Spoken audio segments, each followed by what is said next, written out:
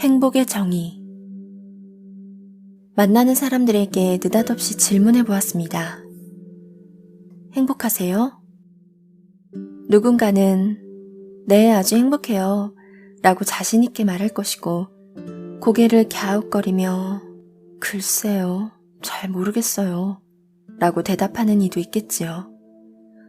많은 이들이 대답을 마친 후에도 내가 정말 행복한가? 하고 지금 나의 상태를 점검해 볼 것입니다.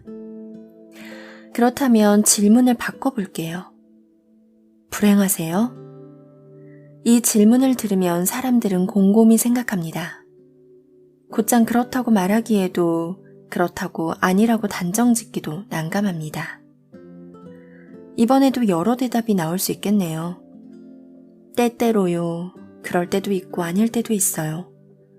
불행하다고 느낀 적이 없었던 건 아니죠. 등으로 말입니다. 재미있는 건 행복한가 라는 질문을 받을 때와 불행한가 라는 질문을 받을 때 떠오르는 생각이 다르다는 것입니다. 행복이라는 말을 들으면 우리는 전반적인 나의 상태를 체크합니다.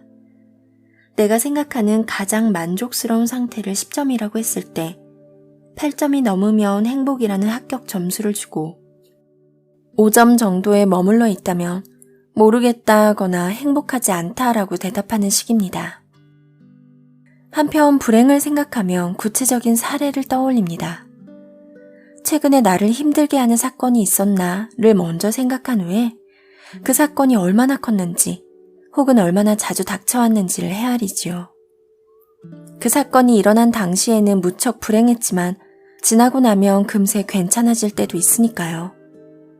그러니 때때로 불행하다거나 불행할 때도 있고 아닐 때도 있다라는 대답이 나오는 것입니다.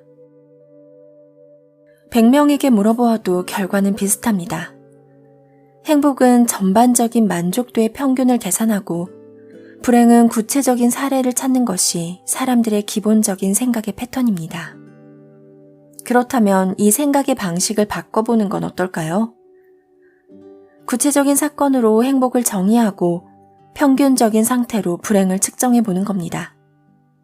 그 방법에 대해 조금 더 이야기해 볼까요? 여러분은 행복이 무엇이라고 생각하시나요?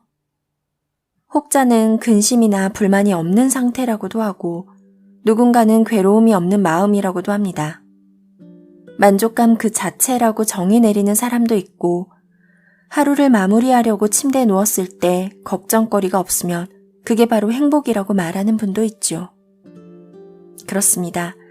확실히 불안과 행복은 거리가 먼 것 같습니다. 얼마 전 꽁꽁 숨겨둔 비상금을 아내에게 걸렸는데 어찌나 불안하던지요. 오전 10시쯤에 이 돈 뭐야? 라는 메시지를 받고 저녁 7시에 집에 도착하기까지 머릿속에 수만 가지 시나리오를 썼다 지우기를 반복했습니다. 결국 그 시나리오는 아무짝에도 쓸모가 없었지만요. 그날 제가 행복했다고 하면 이상하겠지요? 행복을 느끼기 위해서는 나쁜 상황이 없어야 할 것만 같습니다. 그렇다면 여러분은 최근에 행복하다고 느낀 적이 있었나요? 행복했던 순간을 생각해 보세요. 열심히 한 일에 대해 인정을 받았을 때, 무심코 도와준 것에 감사의 인사를 들었을 때, 아이를 포근하게 안아줄 때, 멋진 공연을 보았을 때, 친구와 기쁜 순간을 나누었을 때, 누구에게나 행복의 순간들은 존재합니다. 소소하지만 기분 좋고 배가 간질거리며 미소가 절로 나는 바로 그런 순간 말이죠. 의미, 인정, 애착, 연대감, 공감 등 행복을 느끼게 해주는 상황은 모두 다르지만 분명한 건 행복은 구체적이고 실질적인 경험이라는 것입니다. 괴로움이 하나도 없고 삶의 만족도가 평균 이상이어야 비로소 행복하다고 정의 내릴 수 있을 것만 같지만 의외로 행복의 순간은 완벽한 세팅과는 관련이 없었습니다. 나쁜 게 완전히 사라진 순간도 아니었어요. 큰 고민이 해결되지 않아 스트레스를 받다가도 아이를 안고 있으면 충만해지고 쏟아지는 일을 쳐내느라 정신없는 와중에도 동료의 진심 어린 감사 인사에 눈물이 핑 돌며 오늘 있었던 화나는 일에 분개하다가도 술잔을 기울이며 내 이야기를 들어주는 친구가 있다는 데 가슴이 찡해집니다. 그렇게 좋은 순간은 어느 곳에나 있고 우리는 날마다 행복을 경험합니다. 행복에 대한 정의도 어렵고 행복에 대한 이야기를 한다는 것도 쉽지 않습니다. 그러나 분명한 것은 행복은 나쁜 게 없는 상태가 아니라 무언가 좋은 게 있는 상태라는 것입니다. 심리학은 오래전부터 행복이라는 주제를 탐구해 왔습니다. 1980년대까지만 해도 학자들은 행복을 관념적이고 추상적인 개념으로 접근했어요. 행복을 인간이 이루어야 하는 인생의 미덕이나 숭고한 가치로 여긴 것이지요. 그런데 최근 10여 년 사이에 굉장히 많이 달라졌습니다. 행복을 인간이 목표로 삼아야 할 가치로 보지 않고 삶에 필요한 사건이나 경험으로 보기 시작한 것입니다. 과거의 학문적인 개념이 시간이 지나면서 바뀌는 경우는 많지만 행복과 관련된 빠른 변화는 아주 이례적이라고 봐도 무방할 것입니다. 왜 이런 변화가 일어났을까요? 가장 중요한 이유 중 하나로 길어진 인간의 수명을 꼽는답니다. 인간은 살기 위해 행복해야 합니다. 여러분은 몇 살까지 살 것 같나요? 90살? 100살? 여러분이 생각하는 것 이상으로 오래 살아야 할 수도 있습니다. 제 주변에 어떤 연구자는 재수 없으면 120살까지 살 거라고 무서운 예언을 하더군요. 만약 결혼을 하셨다면 꼴보기 싫은 그 인간을 80년 이상 계속 봐야 할 수도 있다는 말입니다. 2000년대에 태어난 아이들은 기대 수명을 130세 정도로 예측하고 있습니다. 확실한 것은 지난 100년 동안 인간 수명의 증가를 표시한 그래프의 기울기가 한 번도 줄어들지 않았다는 것입니다. 저와 주변 심리학자들 또한 어떤 연구를 진행하기에 앞서 앞으로 인간의 삶이 120에서 130세까지 유지된다는 것을 전제한 후에 가설을 세우곤 합니다. 기쁜 소식일 수도 있지만 어떻게 생각하면 조금 끔찍하기도 해요. 인류는 긴 역사를 통해 삶에서 부딪히는 다양한 상황들을 고민하고 연구했으며 그것을 기록으로 남겨놓았습니다. 아이를 어떻게 키워야 하는지, 조직 생활을 어떻게 해야 하는지, 어떻게 좋은 판단을 내리고 적절한 결정을 해야 하는지 수많은 사례가 이미 나와 있으며 분석도 되어 있죠.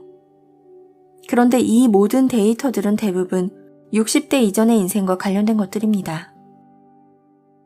이후의 인생에 대해서는 구체적으로 연구된 바가 없어요. 그저 노후라는 애매한 단어로 뭉뚱그려져 있을 뿐입니다. 80대 남성에게 일어날 수 있는 심리적 문제는 무엇인지, 90대 여성들은 어떤 관계 속에서 살아가야 할지, 안타깝게도 우리의 선조들은 미처 연구해 놓지 않으셨습니다. 그런데 실제로 내가 120세까지 살아가야 한다고 생각해 보십시오. 앞으로 갈 길이 엄청나게 멀게만 느껴집니다. 저도 물론 그렇지만 현대 심리학을 연구하고 있는 저의 학생들은 무척 혼란스러울 것입니다. 매일 머리를 싸매고 한숨을 내쉬는 가엾은 영혼들에게 저는 위로를 건네곤 합니다. 성경 말씀에도 불전에도 코란에도 100살 넘는 사람이 어떻게 살아야 하는지 또 적성과 진로를 어떻게 찾아야 하는지 나와 있지 않으니 너희가 힘들 수밖에. 수십만 년 동안 인류의 수명은 60세를 넘기지 못했을 뿐 아니라 적성에 맞는 진로를 생각하며 살지도 않았습니다. 대부분 농부의 자식은 농사를 짓고 대장장의 자식은 풀무지를 했으며 귀족의 자식은 비단 옷을 입고 귀한 음식을 먹었지요. 신분이라는 것이 인간의 운명을 결정하던 시대였으니까요. 오랜 시간 동안 인간은 나는 앞으로 무슨 일을 해서 살아야 할까라는 생각을 하지 않고 살았던 것입니다. 이제 우리는 조상님들이 하지 않은 고민을 안고 살아야 합니다. 어쩌면 우리가 인류 최초로 진지하게 행복에 대해 고민해야 하는 가엾은 세대일지도 모르지요. 처음 문을 열고 미지의 세계로 나간다는 건 얼마나 힘든 일입니까? 그게 우리가 얻은 수명의 대가일지도 모릅니다.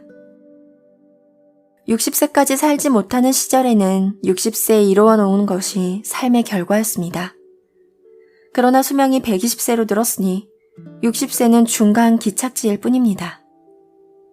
결과였던 많은 것들이 과정으로 바뀌겠지요. 그 대표적인 것이 행복입니다.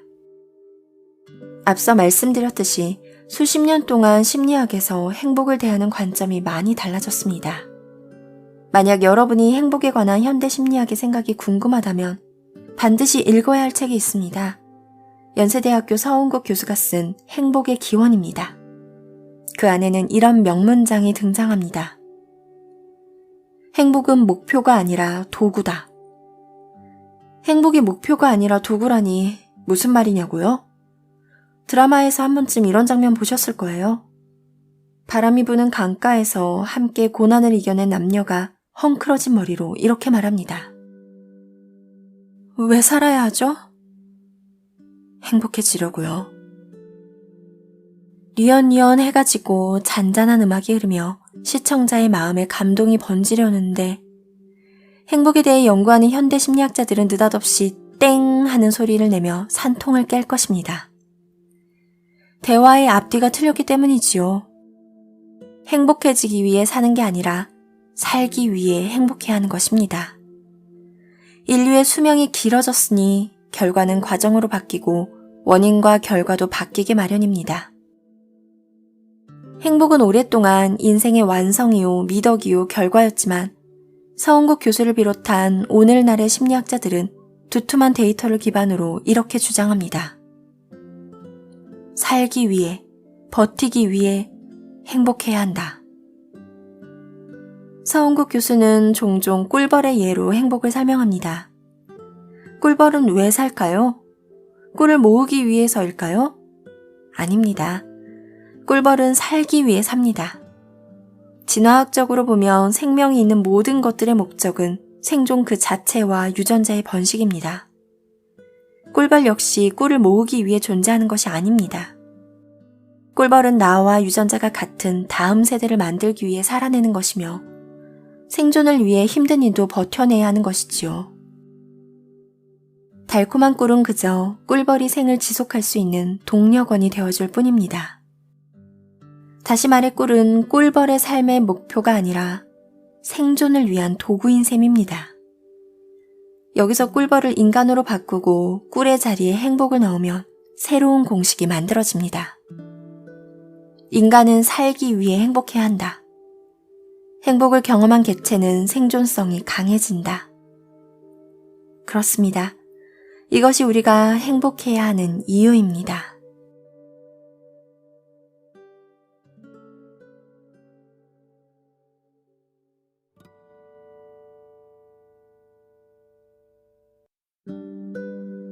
행복은 크기가 아니라 빈도입니다. 요즘 같은 때일수록 행복은 더욱 필요합니다. 우리 삶에 많은 시련이 찾아오는 때니까요. 최근 2년 동안만 하더라도 코로나19 때문에 얼마나 많은 분들이 고생을 하셨습니까? 수많은 생명을 살린 의료진들, 학교에서 일하시는 선생님들, 밤샘 작업을 밥 먹듯 하던 공무원분들, 통신사의 직원들과 집에서 육아하느라 몸과 마음을 다 써버린 주부님들까지 매일매일이 힘들고 지친 날들이었습니다. 다행히 전 세계를 혼란에 빠뜨린 이 코로나 팬데믹도 어느덧 지나가고 있습니다. 코로나가 끝나면 모든 게 다 좋아질 것 같지요? 아닙니다. 더 큰 위기가 올 것입니다. 생각해보세요. 우리 인생에서 완벽하고 평화로웠던 1년이 존재한 적이 있었나요? 한 번도 없었습니다. 그리고 앞으로도 없을 것입니다. 직장에서도 마찬가지입니다. 사장님은 매년 이번 위기만 넘기자고 하시지만 다음엔 기다렸다는 듯이 더 큰 위기가 찾아오지요. 올해가 단군 일의 최대 불황이었다면 내년은 해방 일의 최대 시련이 다가올 테지요. 인생은 시련의 연속이고 우리는 그 시련을 버텨내며 생존하는 존재입니다. 그러니 우리에게 행복이 얼마나 많이 필요하겠습니까? 꿀벌이 살기 위해 꿀을 모으듯 인간도 시련을 버티기 위해 행복을 모아야 합니다. 그렇다면 어떻게 해야 더 많은 행복을 차지할 수 있을까요? 다시 서은국 교수님의 이야기로 돌아오겠습니다. 행복의 기원의 결론은 생각보다 소소합니다. 모든 페이지를 통해 결론에 향하는 논리를 빌드업 해놓았지만 저자는 인간에게 있어 가장 크고 중요한 행복을 이렇게 정의합니다. 사랑하는 사람과 음식을 먹는 것. 많은 분들이 저에게 행복하냐고 묻습니다.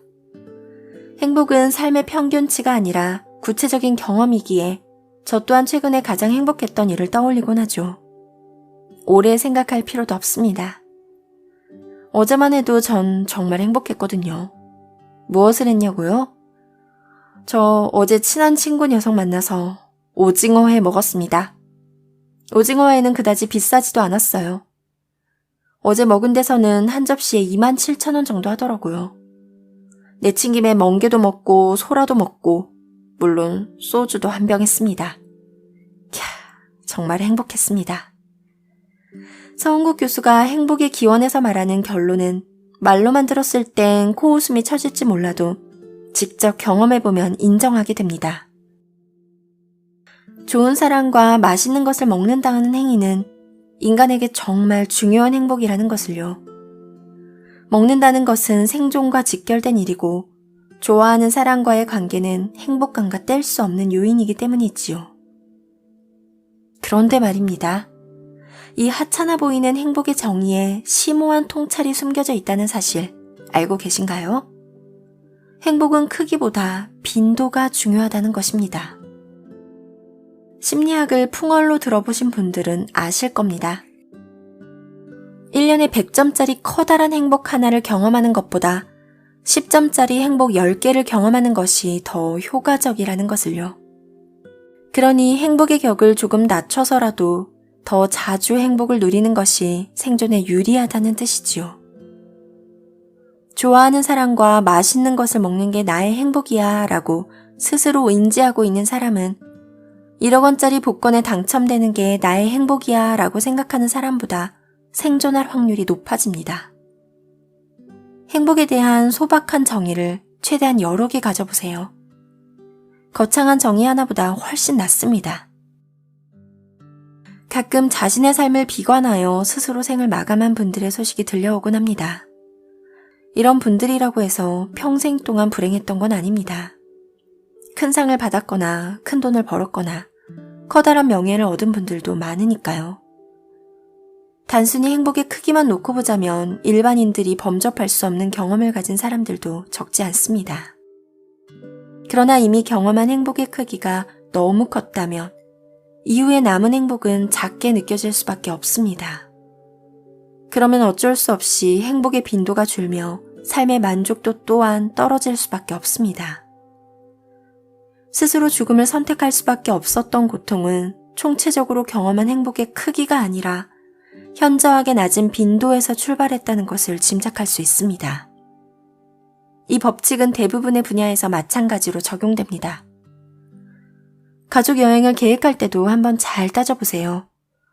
1년 동안 꾹꾹 참고 있다가 15박 16일짜리 긴 여행 한 방 다녀온 것보다 1박 2일이나 3박 4일짜리 가벼운 여행을 여러 차례 다녀왔던 기억이 더 좋은 추억으로 남아있지 않나요? 이는 행복의 경험을 잘게 잘라서 횟수를 늘리는 나름의 기술이라고도 할 수 있습니다. 총합은 같지만 가성비가 훨씬 낫다는 얘기입니다. 그리고 다들 아시잖아요. 어차피 휴가는 떠나기 전날이 가장 좋다는 거. 중년의 자녀가 노년의 부모와 대화를 나눕니다. 종종 어린 시절의 추억에 대한 이야기들이 오갑니다. 정확히 무슨 일이 있었는지 기억이 나지는 않지만 어렴풋하게 좋은 느낌으로 남아있는 시절이 있지요. 아, 나 그때 참 행복했는데. 자녀의 말에 노인이 된 부모들은 고개를 갸웃합니다. 이 아이를 크게 행복하게 만들어준 사건이 떠오르지 않기 때문이죠. 부모가 떠올린 것은 행복의 크기입니다. 반대로 자녀는 행복의 빈도를 떠올렸을 것입니다. 개별적인 사례는 기억나지 않지만 자주자주 느낀 기분 좋은 감정이 마음속 거대한 행복의 뭉치로 남은 거니까요. 반대의 경우도 있습니다. 부모는 아이를 행복하게 해주기 위해 많은 애를 썼는데 자녀는 기억을 못하는 경우지요. 그랜드 캐니언도 데려가고 유럽 여행도 데려갔고 남들은 못하는 귀한 경험을 시켜주기 위해 애를 썼을 테지만 안타깝게도 자녀에게는 행복의 느낌이 남지 않은 것입니다. 제가 행복과 빈도에 대한 이야기를 하면 어떤 분들은 이렇게 질문합니다. 교수님, 100점짜리 한 번 행복보다 10점짜리 10번의 행복이 낫다면 0.1번짜리 행복 1000번은 어떨까요? 행복에는 빈도가 중요하지만 무조건 빈도가 잦다고 해서 좋은 게 아니랍니다. 조카에게 용돈 주는 상황을 생각해 볼까요? 이모가 명절 때 척하고 10만 원을 내민다고 칩시다. 조카는 "우와, 이모 짱!" 이라며 호들갑을 떨 것입니다. 그런데 500원을 주면 어떻게 될까요? 녀석은 떨떠름한 표정으로 이렇게 말할 것입니다. 에이, 이모 왜 이러세요? 장난치지 마요. 행복은 크기보다 빈도가 중요하다는 생각에 만날 때마다 500원씩, 10번을 주고 20번을 주고 100번을 주어봤자 조카의 얼굴에서 짜증을 걷어내기는 쉽지 않을 것입니다. 조카의 머릿속엔 이런 생각이 강하게 잡혀있을 테니까요. 아무리 그래도 10,000원은 되어야 용돈으로 쳐주는 거 아닌가? 여기서 쳐준다는 것을 부킹 프라이스라고 합니다. 사실 이 말은 인지심리학자나 행동경제학자들이 사용하는 학술 용어는 아닙니다. 학자들에게 통하는 일종의 은어인 셈이죠. 부킹이란 말은 자주 들어보셨지요? 주로 골프장이나 무도회장에서 즉석 만남을 할 때 많이들 쓰셨을 텐데 여기서 부킹은 장부에 기입한다 라는 뜻을 갖고 있습니다. 다시 말해 부킹 프라이스란 조카가 자신의 마음속 장부에 이모에게 용돈 1회 받았음 이라고 기입할 만한 최소 금액을 뜻해요. 10,000원보다 적다면 아예 받지 않은 것으로 친다는 말입니다. 이 부킹 프라이스는 사람마다 달라요. 그러니 상대의 부킹 프라이스를 잘 알고 있다면 어느 정도 유리하게 적용할 수 있겠지요. 만약 조카의 부킹 프라이스가 10,000원이고 이모가 조카에게 1년 동안 줄 수 있는 용돈의 총합이 10만 원이라고 가정해봅시다. 어떤 방식으로 용돈을 주는 것이 이모에게 가장 유리할까요? 그렇습니다. 10번에 나눠서 10,000원씩 주는 게 가장 좋겠지요.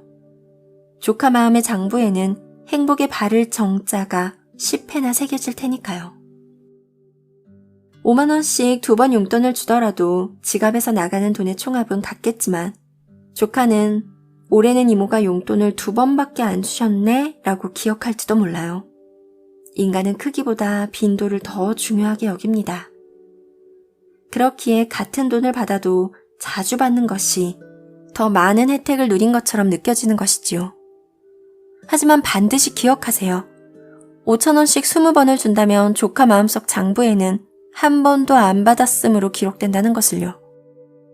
이 빈도와 행복에 대한 연구가 가장 활발하게 일어나는 분야는 바로 급여학이 아닐까 싶어요.